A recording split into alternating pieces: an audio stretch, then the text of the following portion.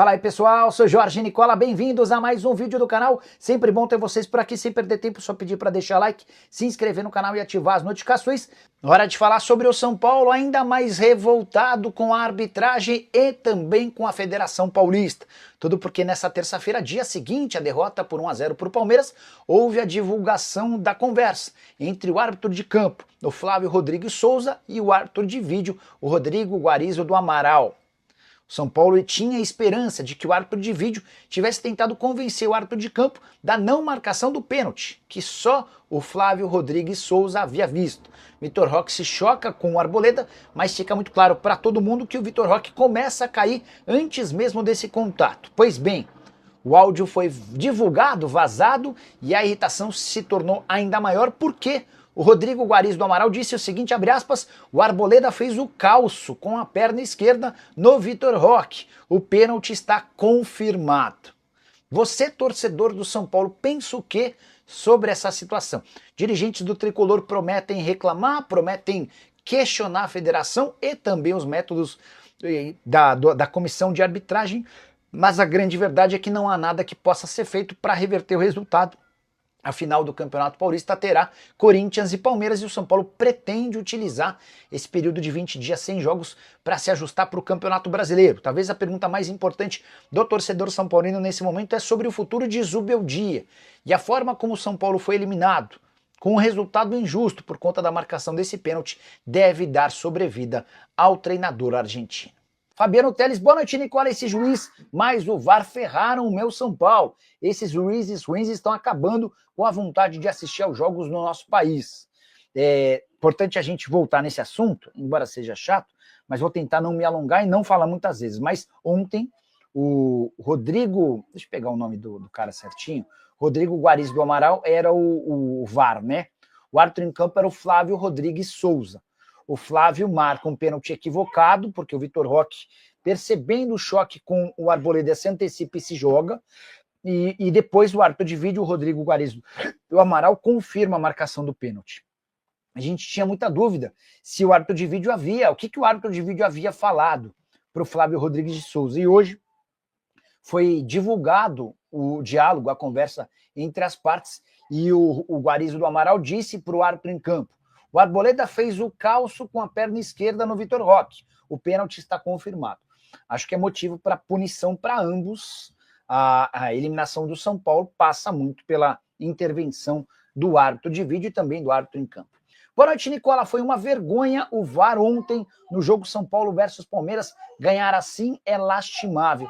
Respeito a opinião de todo mundo, tá? Vai ter palmeirense que certamente vai achar que foi pênalti Veloso, que é um cara que eu adoro e que é muito sensato. Não, ele entende que foi pênalti, mas até o Marcão, goleiro histórico e ídolo do torcedor palmeirense, acabou por admitir que não viu pênalti, né? O Reinaldo Peixoto, como pode o São Paulo culpar o erro da arbitragem, sendo que não chutou uma bola sequer no gol? Reinaldo, a performance do São Paulo, esportivamente falando, não foi boa. O Caleri desperdiçou uma chance incrível logo depois do gol do Palmeiras, teve também duas cabeçadas, uma próxima no segundo tempo e a outra que o Everton defendeu sem grande dificuldade, mas foi um São Paulo que teve muita posse de bola, mas pouca efetividade. José Aparecido, Nicola, o que você achou do jogo de ontem? Palmeiras e São Paulo. E agora o Zubeldia cai ou não cai? E o Milionário fechou ou não? Zé, vou começar pela última. O Marinax ainda não fechou com o São Paulo, mas as conversas estão em estágio bastante avançado e existe enorme expectativa de que esse pré-contrato seja assinado muito em breve. Sobre o jogo, achei um jogo abaixo das expectativas. A escalação dos dois times de maneira bem ofensiva me fazia imaginar um jogo com mais alternativas, com mais chances claras, e não foi o que a gente assistiu, né? Nicola, se o Zubeldia for demitido, Pedro Martins pode assumir? Augusto, o nome do Pedro Martins é muito melhor avaliado pelo torcedor do São Paulo do que propriamente pelos dirigentes. E esse namoro entre São Paulinos e Pedro Martins é um namoro super antigo, né? Já existiram conversas, já existiram sondagens, mas nunca rolou de estar próximo de fechar, até porque o Pedro sempre trabalhou no exterior e nunca demonstrou grande vontade de trabalhar no Brasil. O que existiu foi, de fato, uma conversa forte com o Fernando Diniz, mas a negociação foi abortada por conta da repercussão muito negativa. Até estava conversando hoje com um dos representantes do Diniz, e eu perguntei como é que estava essa história, e a resposta foi assim, ó, esfriou. A rejeição da torcida fez o São Paulo recuar, tá? Então, diante desse cenário, dá para descartar Fernando Diniz do cargo de técnico do São Paulo. Acho uma decisão absolutamente salutar, né? Contratar o Fernando Diniz é fria. Reinaldo Peixoto, por que os São Paulinos não falam que o time entregou o jogo da Ponte Preta para tirar o Palmeiras? E o que aconteceu ontem foi bem feito. São Paulo, o Palmeiras e a Ponte brigavam pela classificação no grupo e o São Paulo, de virada, perdeu para a Ponte Preta dentro de casa. Jefferson Matos, a diretoria do São Paulo e o grego Marinákis já teriam acordado entre si investimentos. Parte desse investimento já teria sido até direcionada ao time profissional. Jefferson, vamos lá.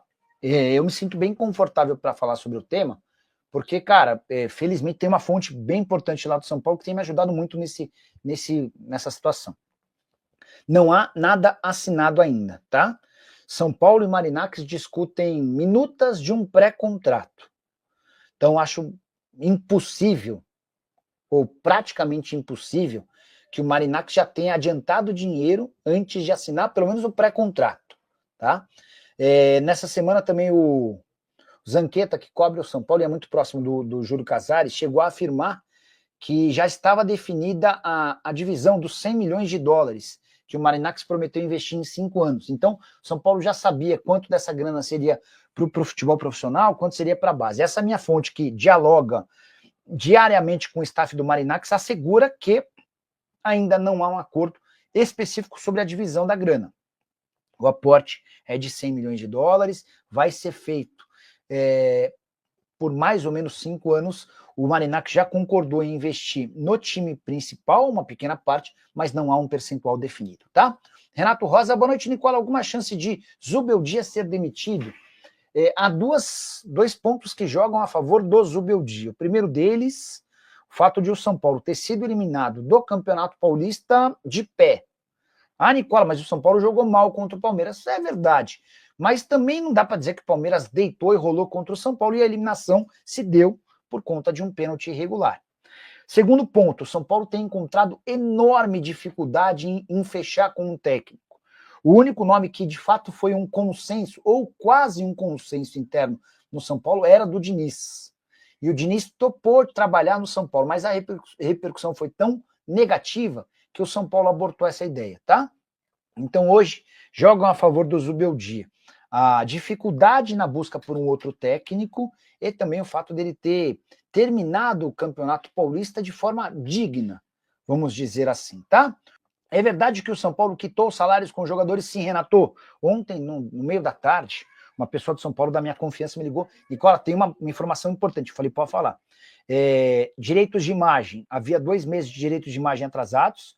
Os direitos de janeiro foram pagos e os direitos de fevereiro os jogadores estão autorizados a começar a mandar as notas. Então ontem os caras já começaram a mandar nota e assim que essas notas forem chegando no departamento financeiro, o departamento financeiro vai pagando, tá? Sobre premiação do Brasileiro do ano passado, São Paulo terminou em 6º lugar e por isso tinha direito a uma premiação que ainda não foi paga. Na semana passada, o Belmonte e o Rui Costa reuniram os atletas do elenco e conversaram com o grupo para combinar uma data de pagamento. Esse pagamento vai ser feito de forma parcelada e também já está acertado. São Paulo também havia prometido para ontem, em caso de vitória contra o Palmeiras, pagamento de bicho. Mas, com a eliminação, não houve a necessidade de pagamento de bicho. Seria o primeiro prêmio a que teria direito o São Paulo na temporada atual. O grego está 50% para o Vasco e 50% para o São Paulo. A vantagem do Vasco é que o filho do grego quer o Vasco e o Rio de Janeiro. Essa última frase é verdadeira. Se dependesse do Miltiades Marinákis, o acordo seria com o Vasco. Mas dá para dizer que hoje o Marinákis está 90% para o São Paulo e 10% para o Vasco. Marinákis nunca falou em números ou nunca apresentou uma proposta oficial para o Vasco. O Marinákis tomou conhecimento das cifras, das condições, pediu uma série de documentos, avaliou o negócio e nunca apresentou proposta. E olha que o Vasco, e aí? Vocês querem conversar? Vamos tentar estreitar essa relação? E nada. Com o São Paulo, o debate é muito mais profundo, com discussões de cláusulas muito pequenas. detalhezinhos burocráticos e com uma negociação para a assinatura de um pré-contrato, tá? Thiago Toledo, Nicola, o São Paulo pode adiantar o dinheiro da Superbet para quitar as dívidas?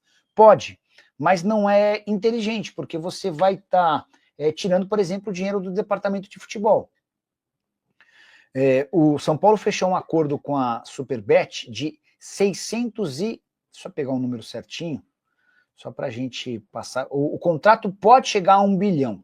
São 678 milhões de reais fixos, tá? Num contrato de 6 temporadas, entre 2025 e 2030. O contrato começa em 78 milhões de reais nesse ano e vai tendo reajustes progressivos até bater 140 milhões de reais no último ano de acordo. Além desses valores fixos, de 678 milhões, há também bônus, todos atrelados à performance do São Paulo. O São Paulo é campeão brasileiro, campeão da Libertadores, é campeão paulista, há uma série de bônus que vão aumentando esse acordo, que poderia chegar até a 1 bilhão. Perdão. Enfim, mas esse contrato eu considerei bem bom, tá? Renato Rosa, você acha que o Zubeldia não vai aproveitar o Rian Francisco? Ele vai voltar para a base? Tem algum time de fora interessado em contratá-lo? É legal que vocês mandam essas perguntas e aí me estimulam a mandar mensagem para o pessoal. Quer ver? Ó? Boa noite. Tudo em ordem por aí?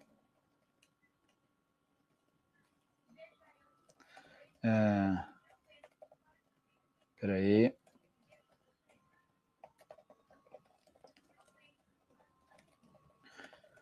Beldia não vai usar.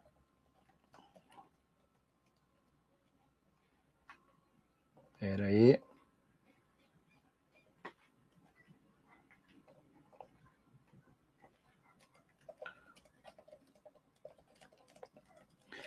Porque se for para não jogar no profissional, talvez seja o caso de voltar para a base, né?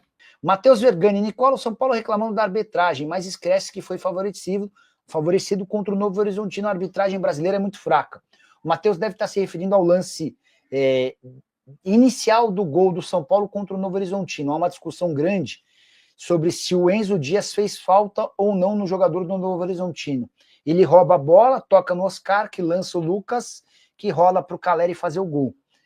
Confesso que esse lance para mim é o mais difícil entre o lance da expulsão do Carrilho no Cleison e o não pênalti do Arboleda no Vitor Roque. Mas é um lance que gera discussão com certeza, né? Rafaela Queiroz, Nicola, o Pepinho falou que é o contrário, o Grego quer o Vasco, mas o Edu.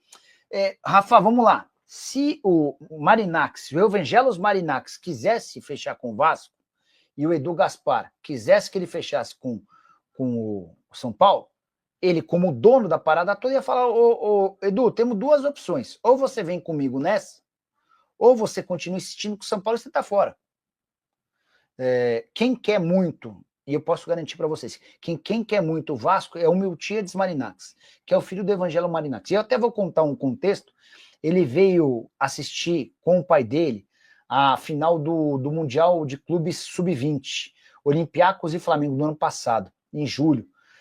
O Olympiacos perdeu por 2-1, enfim, mas o moleque ficou maravilhado com o Rio de Janeiro, ficou encantado, ficou apaixonado, gostou demais. E o cara se imaginou como dono do Vasco, sendo presidente do clube e morando no Rio. Ele queria mudar para cá, não queria mais voltar para a Grécia, queria ficar aqui. Enfim. Mas parou por aí porque o Edu Gaspar prefere o São Paulo e o Evangelos Marinax também prefere o São Paulo, tá? Zubeldia cai, o roubo escondeu o mau futebol. Betão, essa sua última frase, ela é muito boa, cara, e eu acho que ela nos ajuda a entender o contexto da história. O São Paulo fez um jogo ruim contra o Palmeiras, mas ficou muito impactado pelo fato de o Palmeiras ter passado com um pênalti que não existiu. É por isso e também por conta da dificuldade de encontrar um técnico que o São Paulo hoje não fala em demissão do Zubeldia. Ainda estou esperando uma resposta do Fabiano, que é um dos empresários do Rian Francisco, sobre os planos do staff do jogador para com o atleta, que perdeu espaço com o Zubeldia. Já são 6 jogos sem nem ser utilizado. Bom, linha do tempo, né, ao longo do dia, isso logo cedo, né, o presidente Júlio Casares, que inclusive dormiu pouco, né, porque foram muitas reclamações, pouco sono. O presidente, é verdade que viajou lá para outros compromissos na questão da Libra, da LFU, do Campeonato Brasileiro, mas também, evidentemente, já trabalhando com o jurídico do São Paulo e com os outros dirigentes, a questão do documento que, né, enviado para a Federação Paulista com o protocolo ali todo dedicado ali, todo ele detalhado em relação ao ofício de reclamação do clube para a Federação Paulista e a insatisfação do São Paulo. Alguns pontos importantes destacados nesse documento. Primeiro, que o São Paulo queria ouvir o áudio, né? Só que a Federação Paulista já logo soltou o áudio antes, né, mesmo do São Paulo enviar esse ofício. Só que o São Paulo, quando ouviu o áudio, né, do Rodrigo Ferreira Guarizo do Amaral, dizendo que tinha o contato, e de fato teve, mas um contato faltoso do Arboleda em cima do Vitor Roque, que aquilo ali era suficiente para marcar o pênalti, de fato aquilo causou uma revolta muito grande na direção do São Paulo, do presidente Júlio, do Carlos Belmonte, do Rui Costa, enfim, todos os jogadores também que ouviram aquele áudio também mandaram mensagem para a diretoria dizendo,